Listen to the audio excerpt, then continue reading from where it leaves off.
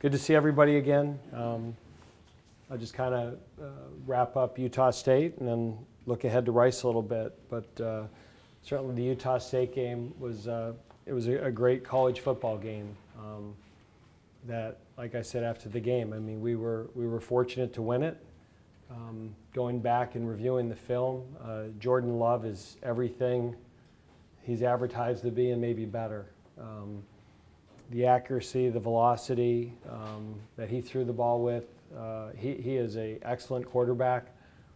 I thought their offensive staff had a great plan. We really didn't know what they were going to do because it was a new staff. And really in the first half, they had us on our heels. They did things that we were not expecting. And I thought our defensive staff did a nice job of adjusting in the second half. We got some big-time stops in the second half and had some 3-and-outs, but they certainly, from the get-go, came out and got after us a little bit, but I thought our kids responded. Their defensive front is what we thought it was. They had, I think, 6 or 7 seniors up front. Those kids were big, they were physical, they're good players, but credit to our players. I said we were fortunate to win. I didn't say we were lucky, and there's a difference. You make your own fortune. And there was probably about 8 plays in that game that if we don't make one of those 8 plays, we don't win the game. But we made them. You know, the third down stop with 2 minutes left was just an excellent read and a fit by Justin Sternad, and he knocked it backwards. You know, if we don't make that play and they get a first down, the game is over. And then the 2-minute drive from the first pass to Kendall, and then our ability to line up quickly and get the vertical route to Sage, really before they could get lined up. You know, that our ability to snap it quickly and get lined up quickly and protect, and Jamie threw a ball and Sage made a heck of a play.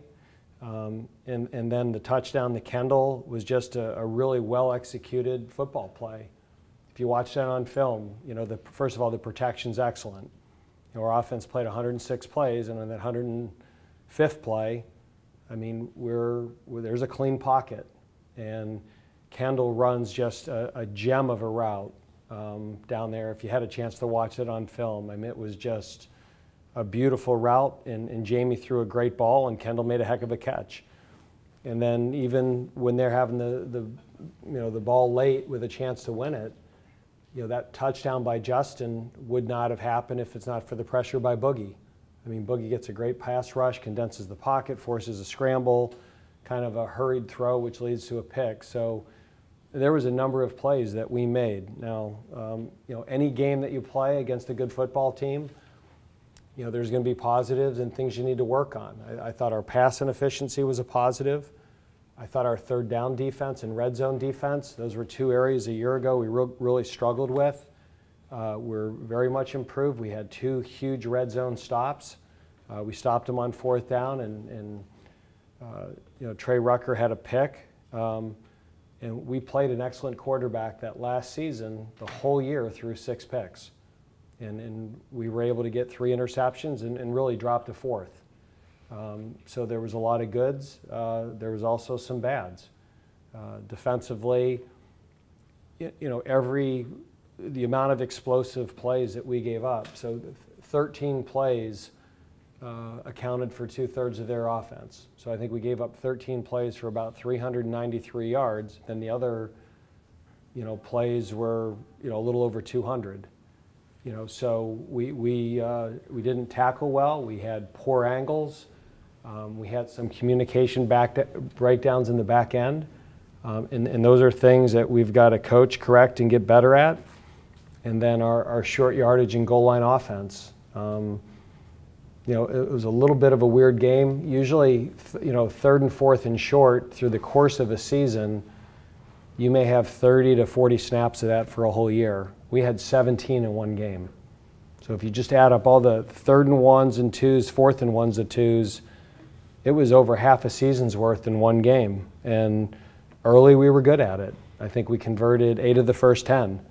But obviously, you know, not converting the quarterback sneak, not converting the Cade run, and almost losing the game because of our inability to get a yard on the 1-yard line are all problems that we're very aware of that we know we have to get fixed. So The beauty is we get to fix them, and we're 1-0 as opposed to 0-1. So it's one game. It doesn't make or break your season. If we were here 0-1, it wouldn't have ruined the season. But it was a good first win, and I think the overwhelming positive is just the way our kids compete and fight and never say die. And if we keep that attitude and those intangible qualities, that'll certainly help us win other games.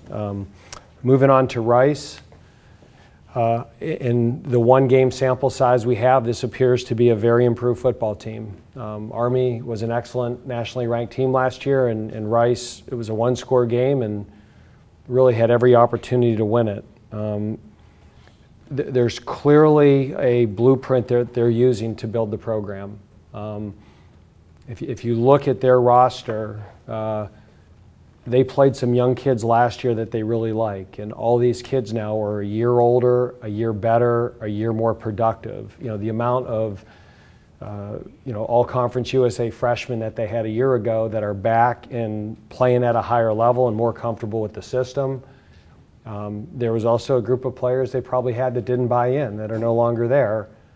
And what they've done is they've gone out and got a bunch of graduate transfers to kind of fill that gap in their classes. So, their center is a transfer from Stanford, a kid that we recruited out of Charlotte 5 years ago, very good player. They got a guard from North Carolina Central that's a grad transfer who's a good player. They got a Division II All-American starting to tackle for them who's a very good player. They got a Harvard quarterback transfer. They have a Stanford fullback transfer. So they play 8 seniors, and 5 of them are grad transfers. And so what they've been able to do is kind of take their good young players that they've done a nice job developing and just kind of combine those grad transfers they have to make themselves an older, more experienced team. Offensively, their style presents a challenge. It's completely opposite from what we do and what we've seen. That they'll use multiple personnel groups. They get a lot of groupings with 2, 3, 4 tight ends, and it's hard to prepare for. They stress you out with your run fits. You got to be really good with your eyes, and it's extremely well thought out. And they know the offense. So if you do this, they're going to do this. They have answers, and their coaches are very attuned to it, and they're a year older in the system, so now their players, I think, have a much better grasp of it. And defensively, again, they played a lot of good young talent a year ago, and all those kids are a year older, a year better, a year more experienced, year in the system. So we're going on the road for the first time, and I think we're playing a very improved football team. So we've got to correct our mistakes and be prepared and go down and play a team that I think is very much improved as well. Questions? What's been the process in the past 3 or 4 days of looking at those short yardage situations, and how much, you can't tell me everything, but how much? Well, I was hoping to, but since you don't want me to, I won't share it. How much changes, and how much do you have to just have confidence in what you're doing? I think any time something doesn't go well, you got to say, okay, why didn't it go well? Was it what we're doing, how we're doing it, who's doing it? And it's always a combination of those 3 things. So, I think at times we were a little bit too robotical with our snap count, that they were able to, like the quarterback sneak, they were off the ball before we were. There were 3 guys over the line. Yeah, and now that was a situation that the ball finished in bounds, and you're trying to go fast, and then the official's staying over the ball, and we can't run that play. We have to have the ability to, then not run it. There were times, and I think anytime you're not good on short yardage, you say, well, geez, the offensive line. And there were times the play was blocked correctly that the back just on his own went somewhere where he shouldn't go. It was almost in the heat of the moment that they had already predetermined the cut instead of just reading the play. And the second call on the goal line, I mean, 2 of those 3 calls, if you just read the play correctly, we're walking in. I mean, there was a seam and a place to hit the play, and we cut it back to where we weren't protected. But part of it was we had 17 calls. And that's usually, you're not developing a game plan menu for 17 short yardage calls. So, we probably, because of that game, maybe need to have a little bit more in the call sheet in case, because the first 7 or 8 times we were fine. But we played a good front. They were physical, and I just think we didn't do a good job with, they were able to time things up and get in the backfield, and at times we just didn't execute well. So, I think we certainly look at what we did. We look at how we were doing it, and then who we did it with. And those are the things that, moving forward, we've got to make decisions on that. Kind of got lost, I think, with everything else that went on in the later part of the game, but Jamie had the ball taken away from him by Woodward 3 different times. Mm-hmm. Was there any discussions with Jamie about, being more? Yeah, at halftime that, you've got to secure the football. That was part of the game. We were fortunate. He had the one fumble that they recovered that he cut back and the ball got loose and he lost it. And then the one play that they stripped us and scored, they had a guy tackle one of our receivers on that play. It was certainly a good call, but if that kid doesn't tackle our guy, they have another touchdown. The one thing had nothing to do with the other. And then that other time, and a back missed a guy in protection, and Cade hopped on the football. Where that would have been 3 turnovers, and it's an even turnover game, and if it's an even turnover game, we probably don't win it. So yeah, we addressed it at halftime, that we're loose with the football, ball security is important. We won the turnover battle 3-1, but there were other guys other than Jamie that were loose with the ball at times, and we pointed those things out. And let's not learn the lesson from losing a football game. If you're in Logan, Utah right now, you're saying, hey, if we don't have those turnovers, we win. And let's not have a meeting in Winston-Salem saying if we didn't turn it over, we'd win. So we escaped that with hopefully a lesson learned. But our ball security was not nearly as good as it needed to be. It was to win the turnover battle 3-1 when we really didn't take care of the football and secure it the way we should. We're fortunate. Speaking of turnovers, we talked in fall camp, there were a couple of days where you were really pleased with how aggressive the DBs had been in going after the ball. How encouraging was it to see that play out when it's actually game time? Just the play Trey Rucker made and the red zone was huge. Amari did a great job of reading that 3-step drop and breaking on the football. And then, Justin, obviously, that was a play set up by Boogie's pressure, and Justin has good hands. I don't know, it's like the first one was too easy for him. And, you go back in the way the game sequences, twice we went for it 4th and 1 inside the 10, didn't get it, but both times our defense got a stop, and that then led to a score. So you certainly, part of the reason you go for it down there in a 4th and 1 is you're counting on a stop and getting the ball back and scoring, and both times that happened. So. It's supposed to be around 100 degrees there on Friday, probably cool off into the 90s by game time. How does the team prepare during the week for that? Well, fortunately, we live in North Carolina, and when we had a chance to go out and get heat work in camp, we did it. We didn't, hey, it's really hot out, we're going to go practice inside. The catch-22 is we're going to play in weather that no team in the country would be allowed to practice in. If we had that weather for practice, the safety standards would say, hey, you shouldn't practice.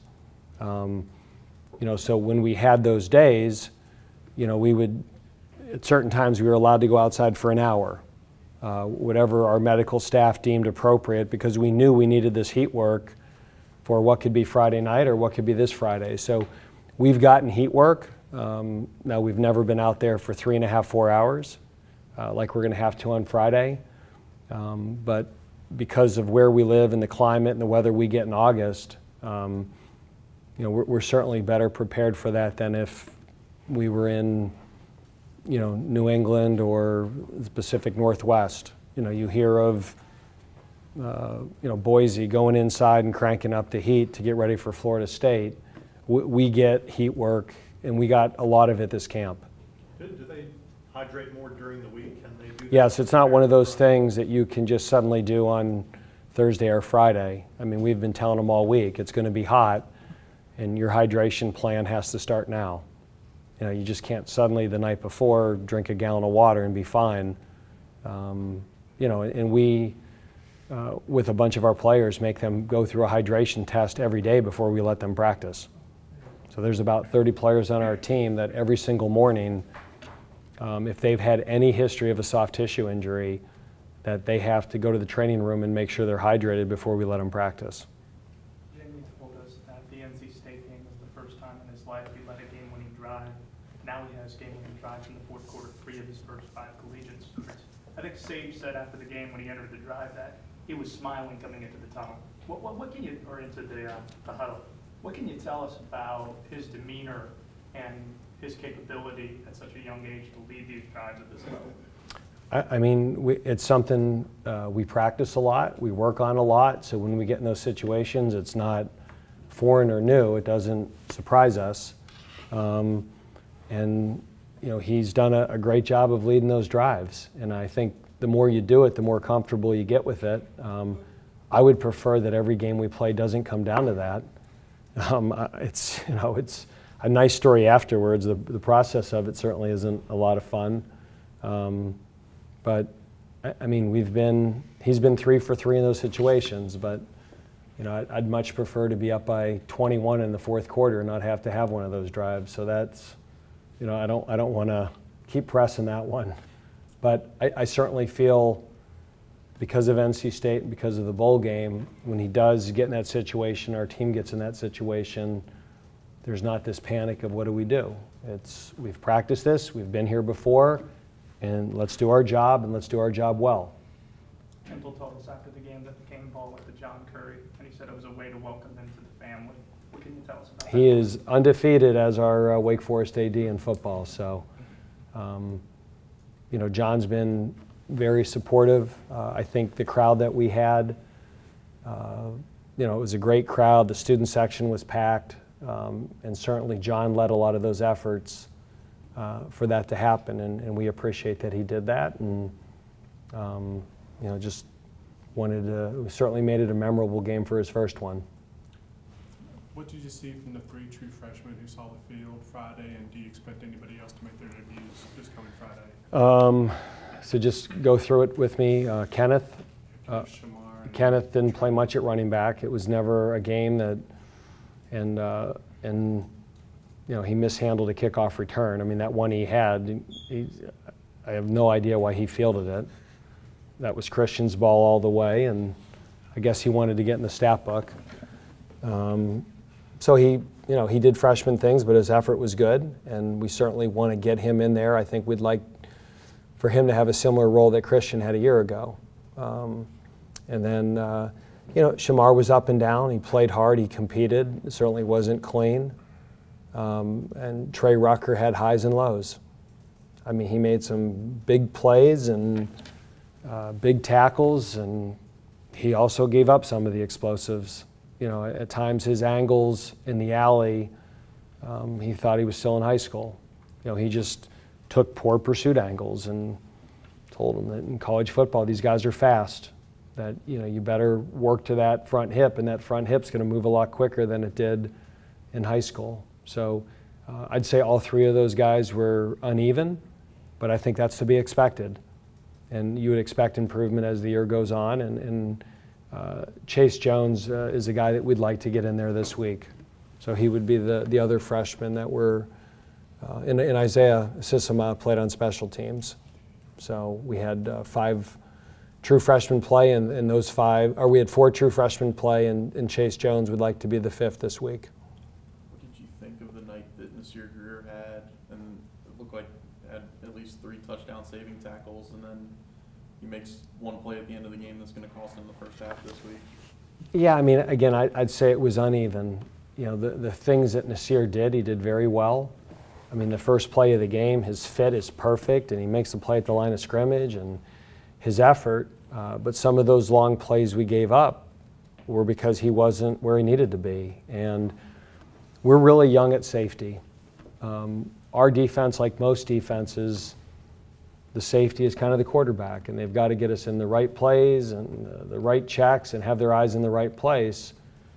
And at safety, you know, right now, our top 4 guys are Nasir Greer, who never started a game a year ago, Kobe Davis, who missed all last year, Zion Keith, who didn't play at all last year, and Trey Rucker, who's a true freshman. And they all have ability, they all can be really good players, and they all learned a lot. And we're certainly using Luke and Trey Red more as the rover this year. So, you know, the most inexperienced team on our defense right now are those high safeties and the boundary end. And I'd say all those positions were very inconsistent. But that's expected. And they didn't play their best game. They made some mistakes, and we still found a way to win it. And if we can correct those mistakes and they can play at a higher level, we'll be a better team for it. Last week, Cade Carney said that Kendall's transition to wide receiver was an inspiration for the rest of the team, just in the amount of work that he's put in. So saying that and seeing the plays that he made on the field this past Friday, what type of role has he played in the locker room with the wide receivers, but then also with the quarterback? I just think Kendall right now is having fun. I think he's enjoying playing. You know, I think all that battling with John Wolford over the years and all the adversity he's been through, it's almost like a fresh start. He's at a new position, he has a new role, and I mean, he is out there at practice and he is enjoying himself, and he's smiling and laughing, and he put time in the jugs machine, and the amount of time that him and Jamie and Sam got together in the summer and through, and that was all part of it. You know, hey Kendall, if you're going to come back to Wake, it needs to be for the right reasons, and this is the role you're capable of having, but it's only going to work out if you invest. And he's invested. He's really invested. I mean, he did a great job handling punts too.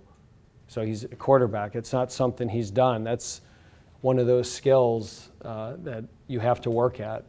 And so I'm really proud of him. And I'm excited for him. And I think our whole team was so happy for him. You know, Kendall's just one of those guys that you just, you know, his personality, his relationship with the teammates. He's really a fun, enjoyable young man that he's very easy to root for. And afterwards in the locker room, he was happy and his teammates were happy for him. The statuses of Tyler Williams and Jabari Roberson? Tyler will not play this week. We're hoping there's an outside chance at Carolina. I would say Elon is probable. And then Jaquari is also doubtful, I mean, most likely out this week. And we're holding on hope for Carolina with him. But those two, in all likelihood, will not play. Came out of the rest of the game pretty unscathed, right? Yeah, I mean, for the most part. You know, bumps and bruises, but we not going to say anything. I don't have to even talk about that stuff anymore, do I? Nope. I mean, there's certain coaches in the league that are just refusing to talk about it, right? I'm just saying you're allowed to now, so Yeah. I may not be as forthright with those things. That's fine. So I don't have Dan to get mad at me with that anymore. So, all right, thank you.